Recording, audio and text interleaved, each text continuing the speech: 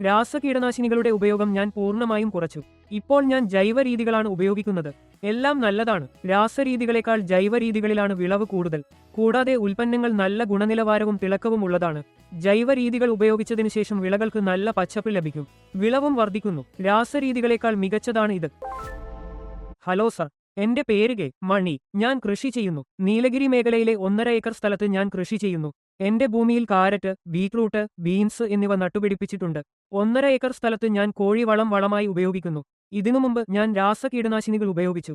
എന്നാൽ കഴിഞ്ഞ ഒരു വർഷമായി ഞാൻ ജൈവ രീതികളാണ് ഉപയോഗിക്കുന്നത്. വിളവ് വളരെ നല്ലതാണ്. APKS ഞാൻ ജൈവ ഉൽപ്പന്നങ്ങൾ ഉപയോഗിക്കുന്നു. ആദ്യം എനിക്കറിയാവുന്ന ഒരാൾ വഴി ഞാൻ അത് ഉപയോഗിക്കാൻ തുടങ്ങി.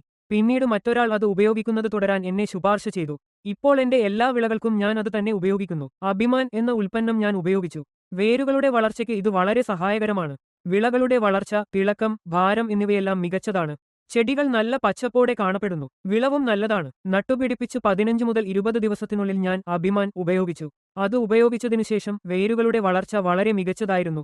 വേര് വളരെ ശക്തവും ഉറച്ചതുമാണ്. 45 മുതൽ 50 ദിവസത്തിനുള്ളിൽ ഞാൻ ഓർബിക്സ് എന്ന ഉൽപ്പന്നം ഉപയോഗിച്ചു. അത് ഉപയോഗിച്ചതിനു ശേഷം വിളകളുടെ പച്ചപ്പും നല്ലതായിരുന്നു. വിളവ് വളരെ തിളക്കമുള്ളതും ആരോഗ്യകരവുമാണ്. ഇതുവരെ ഞാൻ രാസമരുന്നുകളുടെ ഉപയോഗം കുറച്ചു. ഇപ്പോൾ ഞാൻ ജൈവരീതി ഉപയോഗിക്കുന്നു. എല്ലാം നല്ലതാണ്. രാസരീതിയേക്കാൾ ജൈവ രീതിയിലാണ് വിളവ് കൂടുതൽ. കൂടാതെ ഉൽപ്പന്നങ്ങൾ നല്ല തിളക്കമുള്ളതും മികച്ച ഗുണനിലവാരമുള്ളതുമാണ്. ഈർപ്പം സൃഷ്ടിക്കാൻ ഞാൻ ഒരു സ്പ്രിംഗ്ലറിൽ കലർത്തിയ 1/2 ലിറ്റർ മരുന്ന് ഉപയോഗിച്ചു. ഫലം വളരെ നല്ലതായിരുന്നു. മരുന്ന് ഉപയോഗിച്ചതിനു ശേഷം ഒരു ദോഷവും ഉണ്ടായില്ല. ഇപ്പോൾ ബീറ്റ്റൂട്ട് നന്നായി വളർന്നു. 20 ദിവസത്തിനുള്ളിൽ വിളവെടുക്കാം. ഈ ജൈവരീതി ഉപയോഗിച്ചതിനു ശേഷം വിളകൾക്ക് നല്ല പച്ച നിറം ലഭിക്കും.